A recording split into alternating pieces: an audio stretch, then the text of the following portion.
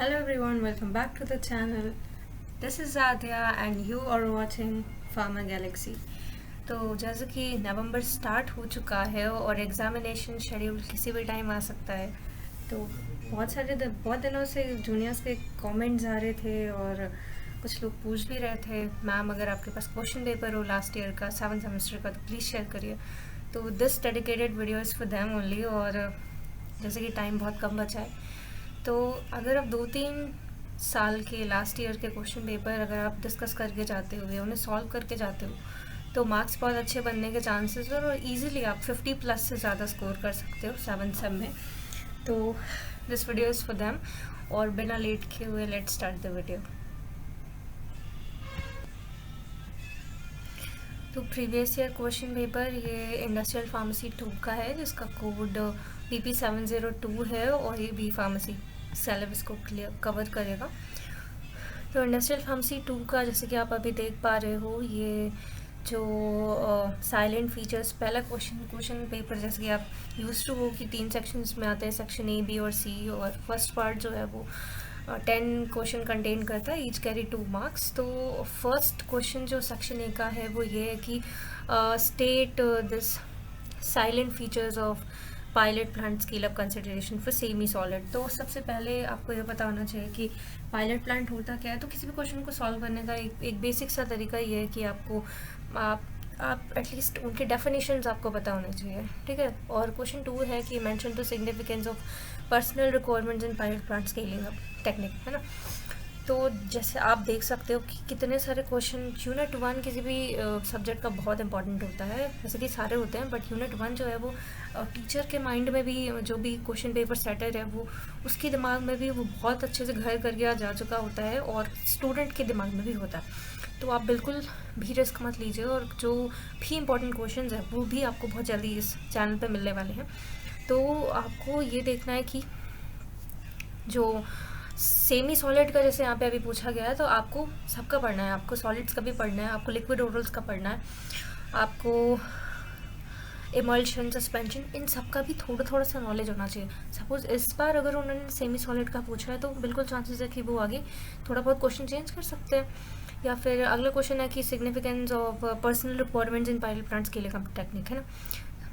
सी जो है वो है क्वालिटी रिस्क मैनेजमेंट से उन्होंने पूछ लिया है. फिर name and mention major functions of technology transfer in India. तो टेक्नोलॉजी ट्रांसफ़र जो है वो थोड़ा सा टिपिकल टॉपिक है, यूनिट 2 है शायद है. और बट स्टिल एटलीस्ट आपको नेम और उनके फंक्शन बिल्कुल याद होने चाहिए. State the major responsibilities of regulatory affairs professionals. इन्होंने प्रोफेशनल्स के मेजर रिस्पॉन्सिबिलिटीज़ के बारे में पूछ लिया. फिर अगला क्वेश्चन है कि what are the major considerations for investigational new drug application. तो तीन चार तरीके के एप्लीकेशंस होते हैं, INDA, NDA, ANDA. इन सब के बारे में आपको एक थोरो नॉलेज होना चाहिए एटलीस्ट, कि इतना कि आप 2 मार्क्स में लिख सको, ठीक है. अगला है स्टेट QBD के अप्रोचेस के बारे में लिखना है, that is called quality by design. और अगला है mention the role of NABL, state the responsibilities of licensing authority and mention the organization of CDSC. So paper was quite easy, ठीक है. तो बहुत क्योंकि 7th सेमेस्टर में बहुत सारे ऐसे टॉपिक्स होते हैं जिनका सिलेबस जो है वो सब कुछ एक किताब में नहीं मिलता, है ना. तो आपको बहुत सारी बुक्स रेफ़र करनी होती हैं. सेक्शन बी में सेकेंडली जैसे कि आपको 2 क्वेश्चन करने हैं और 3 क्वेश्चन आपको ऑप्शंस मिल जाते हैं इधर. बट क्योंकि ये बहुत ही लॉन्ग क्वेश्चन की कैटेगरी में आता है, तो आपको स्टिल बहुत ही ज़्यादा थोड़ा नॉलेज होना चाहिए इसके बारे में, ताकि जो आप पढ़ के गए हो 5 यूनिट में से किसी भी एक यूनिट से उठा के दे देंगे, तो एटलीस्ट आपको 3 यूनिट बहुत अच्छे से पढ़ के जानी है. अगर आपको टेक्नोलॉजी ट्रांसफ़र वाले में दिक्कत आ रही है तो आप बिल्कुल बेशक उसे छोड़ सकते हो. फिर एरर देखो, वहाँ से क्वेश्चन आया हुआ है यहाँ पे, technology transfer from R&D to production में जाने के लिए क्या कौन से स्टेप्स है जो आप फॉलो करोगे. फिर SOPAC गाइडलाइंस वाला क्वेश्चन जो है वो टीचर का बहुत ज़्यादा फेवरेट क्वेश्चन है. लास्ट 2 टाइम्स से ये रिपीट हो रहा है, तो हो सकता है रिपीट ना हो अगले साल, बिल्कुल चांसेस हैं कि रिपीट ना हो. फिर अगला है C, write the brief note on data presentation of FDA submission.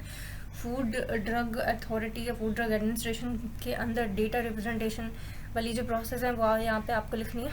Section C जो आपको 5 क्वेश्चन अटैम्प्ट करने हैं और इट वाज इजी, ठीक है। प्लेटफॉर्म टेक्नोलॉजी के बारे में ये जो है ये पायलट प्लांट टेक्निक का क्वेश्चन है। कुछ लोग इसे टेक्नोलॉजी ट्रांसफ़र में सोच सकते हैं, लेकिन ये उसका है नहीं।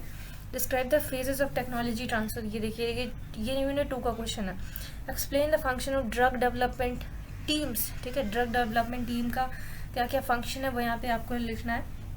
Right in brief about the major roles of regulatory affair department, तो रेगुलेटरी अफेयर्स वाला चैप्टर जो DRA वाला chapter means drug regulatory affairs वाला, उसे बहुत अच्छे से पढ़ के जाना है। Explain the important consideration of clinical research protocols and next one is explain the basics of six sigma concept. तो सिक्स सिग्मा कॉन्सेप्ट ये भी बहुत ही फेवरेट क्वेश्चन रहा है। तो लास्ट ईयर ये मैंने एनालाइज किया है, इसके 3 क्वेश्चन पेपर मेरे पास है, सब में क्वेश्चन रिपीट हुआ है। तो लास्ट टाइम ये जो क्वेश्चन था ये 2 मार्क्स में पूछा गया था, इस बार इसे सेक्शन सी में एक शॉर्ट क्वेश्चन की कैटेगरी में रख दिया गया। तो सेकंड लास्ट क्वेश्चन या फिर लास्ट क्वेश्चन की जो कैटेगरी है वो है state and explain the regulatory requirements of approval procedures of drug, ठीक है। तो इसके बारे में यहाँ पे लिखना है। तो अभी क्योंकि जो वीडियो है वो थोड़ा सा लंबा होता जा रहा था, तो मैंने इसमें सिर्फ सेक्शन ए के सॉल्यूशंस को यहाँ पे लिखा हुआ है अभी।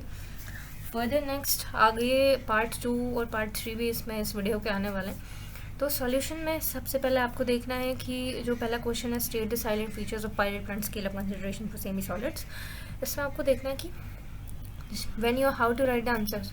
बिल्कुल आप 7th सेमेस्टर में हो और मैं बिल्कुल आपसे एक्सपेक्ट करूँगी कि आपको you are very intelligent and you are able to write answers in English now. बिना स्पेलिंग मिस्टेक्स करे आपने आंसर लिखना है और बिल्कुल ध्यान रखना है कि आप चीज़ों को हाईलाइट करना ना भूलें। तो pilot plant scale up consideration semi solid के लिए लिखना है, तो आप लिखोगे सबसे पहला जो आप लिख सकते हो, अगर आपको कुछ भी नहीं आता आप पायलट प्लांट के बारे में आप डिफाइन कर दो बिल्कुल भी बिना हेजिटेट हुए, ठीक है। पायलट प्लांट के बारे में लिखोगे, स्केल अप क्या होता है उसके बारे में लिखोगे, उसके मेजर फंक्शंस क्या है उसके बारे में लिखोगे। उसके बाद जो पैरामीटर्स हैं जो सेमी सॉलिड के लिए नेसेसरी वो क्या हो सकते हैं। तो सेमी सॉलिड क्या है पहली चीज़ आपको पता होना चाहिए। सेमी सॉलिड जो है वो is a kind of preparation. Semi solid preparation में कौन कौन सी चीज़ें आती हैं आपकी, क्रीम्स, ऑइंटमेंट्स, ठीक है, ये सारी चीज़ें आपकी सेमी सॉलिड में आती हैं। तो सेमी सॉलिड के लिए सबसे ज़्यादा क्या ज़रूरी है, उसकी विस्कोसिटी, उसकी मिक्सिंग स्पीड कैसी है, ठीक है, मिक्सिंग इक्विपमेंट्स कौन कौन से लग रहे हैं, मोटर कौन कौन सी काम कर रही है उसमें, ठीक है, हीटिंग और कूलिंग प्रोसेस उसमें कंटिन्यूअस होनी चाहिए, होमोजेनाइजेशन मिक्सिंग प्रोसेस बहुत अच्छे से होनी चाहिए, product transfer, addition of active ingredient, working temperature ranges, shear during handling and transfer pumps, ये सब, ठीक है, ये सब कंसिडरेशंस जो हैं वो सेमी सॉलिड के अंदर पायलट प्लांट जब भी आप रिनोवेट करोगे सेमी सॉलिड प्रिपरेशंस के लिए ये सारी चीज़ें उसमें होनी चाहिए।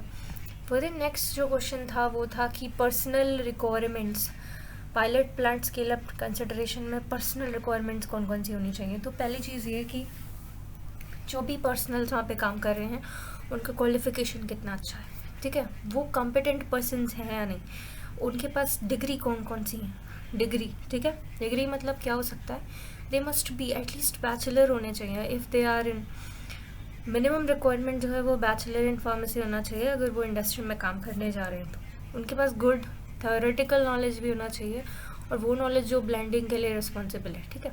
अगला है फार्मास्यूटिकल इंडस्ट्री का उनके पास अच्छा एक्सपीरियंस होना चाहिए। थर्ड पॉइंट इसमें लिखा हुआ है कि ability to develop good relationship with other personals, ऐसा नहीं है कि वो लड़ाई झगड़ा करने वाले हों, ठीक है, उनकी पर्सनल और कम्युनिकेशन स्किल्स, लिखने और बोलने का तरीका होना चाहिए ऐसा ताकि वो लोगों से अच्छे से, जो भी उनके फ्रेंड्स हैं या फिर जो भी उनके कलीग्स हैं उनसे अच्छे से कम्युनिकेट कर पाए। प्रैक्टिकल एक्सपीरियंसेस जो हैं वो बहुत अच्छे होने चाहिए उनके। तो प्रोसेस एंड इक्विपमेंट्स, अगला है कि दे मस्ट बी एटलीस्ट उनके अंदर फॉर्मुलेशन की जो भी नेसेसरी नॉलेज है, they must have minimum knowledge of engineering और इलेक्ट्रॉनिक कंप्यूटर का नॉलेज भी उन्हें बेसिक होना चाहिए। They must have knowledge about physical, chemical, biological, medical attribute, जो भी वो डोजेस फॉर्म बना रहे हैं उनका कॉमन एट्रीब्यूट, उनके पास नॉलेज, थियोरेटिकल नॉलेज और एक्सपीरियंस होना चाहिए, प्रैक्टिकल एक्सपीरियंस होना चाहिए। दे must be aware of GMP principles, जितने भी GMP प्रैक्टिसेस हैं, गुड मैन्युफैक्चरिंग प्रैक्टिसेस से वो अवेयर होने चाहिए, ठीक है। नेक्स्ट पॉइंट है, आप बिल्कुल इसमें ऐड कर सकते हो whatever you want to write you में। Individual responsibility should be clearly understood by the individuals which must be recorded and everything. अगला जो पार्ट है, अगला जो क्वेश्चन है वो है कि क्वालिटी रिस्क मैनेजमेंट सिस्टम क्या है और उसका रोल क्या है। तो पहले तो आप क्वालिटी रिस्क मैनेजमेंट सिस्टम जो है उसे डिफाइन कर सकते हो। उसका मेजर रोल क्या है, वो ये है to ensure the quality product, अच्छा प्रोडक्ट होना चाहिए। To eliminate the risk of at the patients and, है ना, जिससे भी आप बेच रहे हो अपना प्रोडक्ट बना के, उधर कोई रिस्क नहीं होना चाहिए। To eliminate the risk at the point of origination, ठीक है, स्टार्टिंग में कोई जो भी हर तरह की रिस्क को एलिमिनेट करना क्वालिटी रिस्क मैनेजमेंट का रोल है। To protect the company from loss generated through inadequate quality products, ठीक है। किसी भी तरह का एक QRMS quality risk management system का रोल क्या है, यही है कि हम किसी भी तरह के रिस्क को अवॉइड कर सकें इंडस्ट्री में। कैरेक्टरिस्टिक क्या है, तो क्वालिटी रिस्क मैनेजमेंट सिस्टम दो तरह से इसके अप्रोचेस हैं कि that is a risk base approach, systemic approach. तो किस फॉर्मूला पे काम करता है, असेसमेंट करेगा सबसे पहले, देन कंट्रोल करेगा, कम्युनिकेट करेगा और रिव्यू करेगा, ठीक है। तो that is the function of QRM, that is called quality risk management system. अगला क्वेश्चन है, name and mention the major functions of 2 important technology agencies. Technology transfer agencies के बारे में लिखना है, इन्हीं 2 के बारे में और उनके फंक्शंस के बारे में। तो यहाँ पे मैंने आपकी नॉलेज के लिए और भी लिख दिए, ये PCT जिसका फुल फॉर्म है Asian and Pacific centre of technology transfer, ESCAP, ठीक है। Economic and social control commission of social commission of Asia and Pacific, NRDC national research development corporation, BCIL biotech consortium of India limited, okay. इनके functions क्या हैं, तो technology transfer stands for technology transfer, first पहले line में लिख दिया, कुछ भी नहीं समझ में आ रहा है तो उसके लिए। फिर टेक्नोलॉजी ट्रांसफ़र का मेजर फंक्शन क्या है technology transfer, so it is going to be a link between receiving unit and sending unit. Sending unit और रिसीविंग यूनिट के बीच का टेक्नोलॉजी ट्रांसफ़र एक बहुत इंपॉर्टेंट लिंक इंटरमीडिएट है, ठीक है। Technology transfer involves in the cost and expenditure that is negotiated and agreed up to transfer. Technology transfer में भी तो यहाँ पे 3-4 पॉइंट्स हैं जो यहाँ पे मैंने लिख रखा है, and if you are agree to read, आप बिल्कुल पढ़िए। और अगर आपको लैंग्वेज समझ में आती है सो डिस्क्रिप्शन बिल्कुल देखना मत भूलिएगा, क्योंकि इसमें आपको PDF अगर आप चाहते हैं तो वो नीचे डिस्क्रिप्शन में, बाकी क्वेश्चंस अगर आप देख सकते हो वो इमेज में जाके देख सकते हो। फिर अगला क्वेश्चन है, state and major please mention that major responsibilities of regulatory affair professionals, ठीक है। तो क्वेश्चन में इन्होंने प्रोफेशनल्स पूछ लिया, डरने की बिल्कुल ज़रूरत नहीं है, आप DRA प्रोफेशनल्स के बारे में लिख सकते हो इसमें।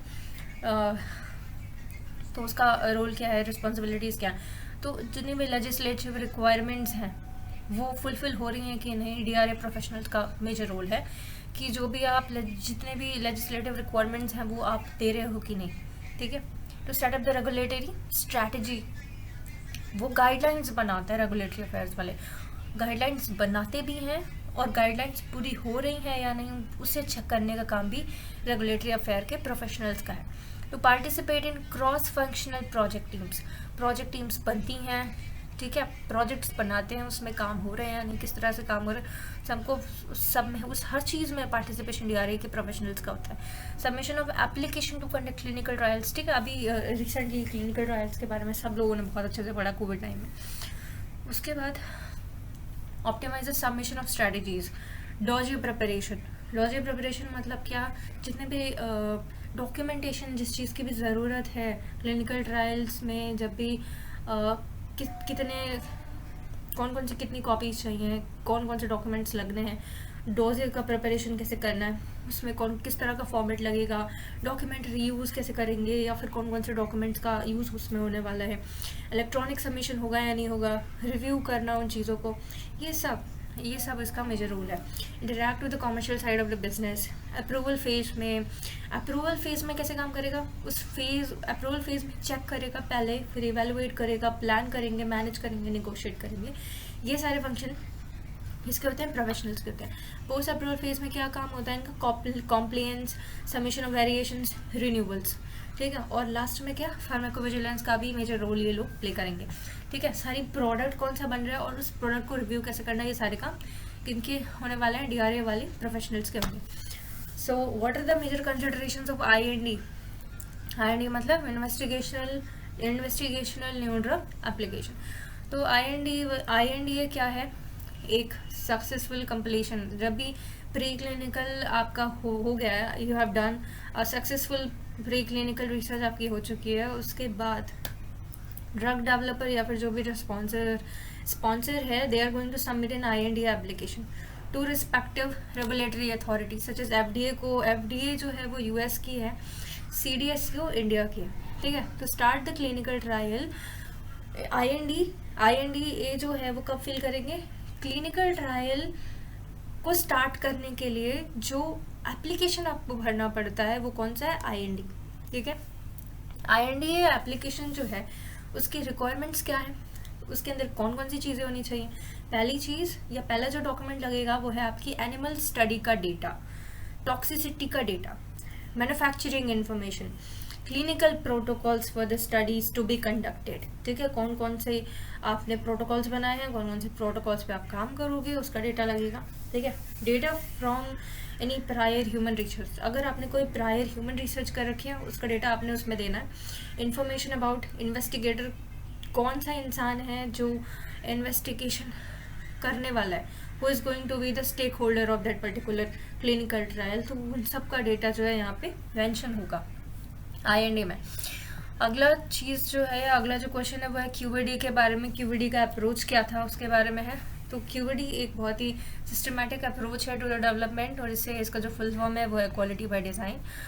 तो ICH international conference of harmonisation, Q8 यानी क्वालिटी सीरीज़, Q8 सीरीज़ का जो QED है, QED में इसके तहत QED को किस तरह से डिफाइन किया गया है, तो इनके according it is a systematic approach to development that begins with predefined objectives and emphasize the products and process understanding and process control based on quality risk management. Benefits of QED क्या है, QED quality by design, ठीक है। तो major function, पहली चीज़ eliminating the batch failures, okay, eliminating the batch failures, minimizing the deviation and costly investigation।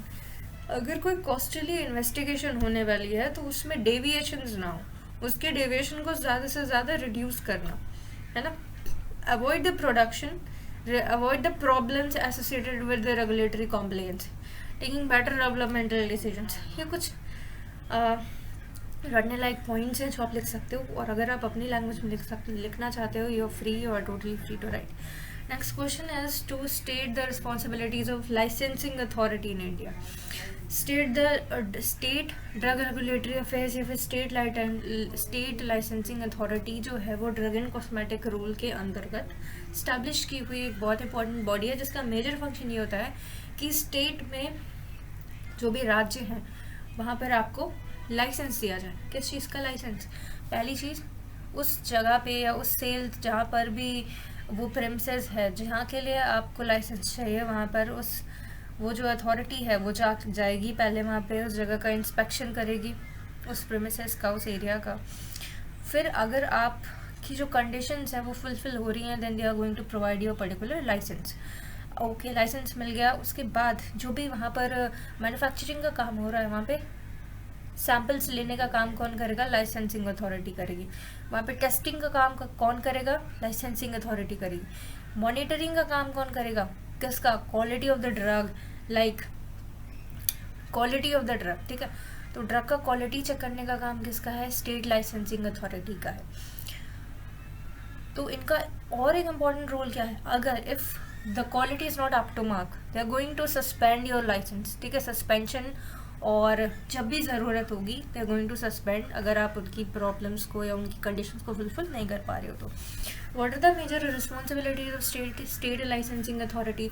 So manufacturing, sales, distribution, testing, laboratory, ये सब किसका काम है? स्टेट लाइसेंसिंग अथॉरिटी का काम है। मैन्युफैक्चरिंग, सेल्स और डिस्ट्रीब्यूशन को क्रॉस चेक करते रहना।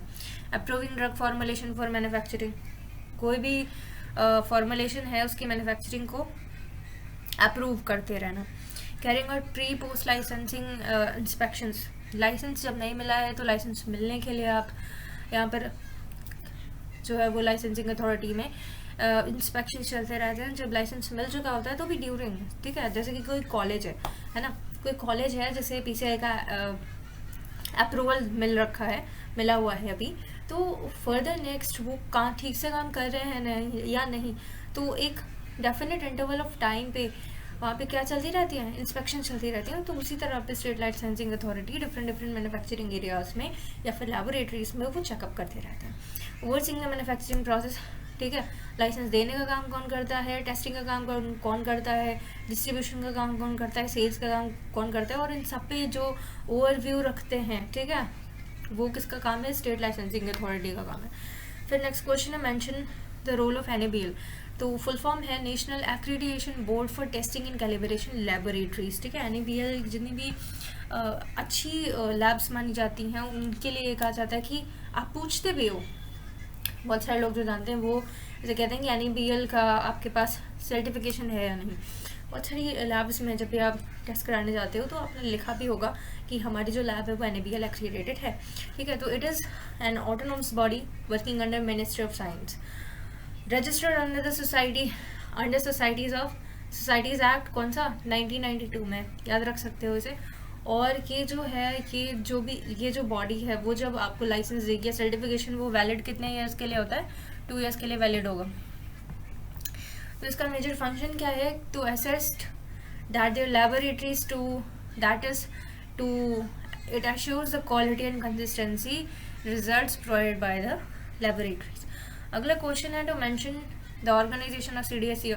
CDSCO बहुत ही ज़्यादा बर्निंग टॉपिक है, और ये जो टॉपिक है वो एग्जामिनेशन पॉइंट ऑफ व्यू से तो बहुत ही ज़्यादा इंपॉर्टेंट है। इससे सिर्फ 2 नंबर का क्वेश्चन नहीं, आपको 5 मार्क्स का, आपको 7 मार्क्स का क्वेश्चन भी देखने को मिल सकता है, और हो सकता है आपकी किस्मत अच्छी रही तो 10 मार्क्स में भी देखने को मिल सकता है। तो ऑर्गेनाइजेशन में हेडक्वार्टर, जोनल ऑफिसेज, सब zonal offices, port and airport offices, laboratories, तो कितनी हैं वो भी इस चार्ट में आपको दे रखी हैं कि 6 जोनल ऑफिसेज हैं जिनका रोल क्या है? GMP ऑडिट करना, ठीक है। CLA, DTAB, ये सारे इनके अंदर आते हैं।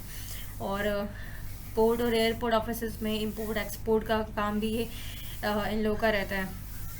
तो CDSCO जो इंडिया की है उसमें ड्रग कंट्रोलर जनरल DCGI एक इम्पॉर्टेंट रोल प्ले करते हैं। बहुत जो सबसे पहला इंसान है वो, या जो फर्स्ट मेंबर आप मान सकते हो CDSCO का, वो DCGI कहा जाता है। Assistant drug controller of India, medical devices, जो ड्रग इंस्पेक्टर्स होते हैं, टेक्निकल डेटा एसोसिएट्स होते हैं, है ना, तो इन सबसे मिलकर बनता है CDSCO।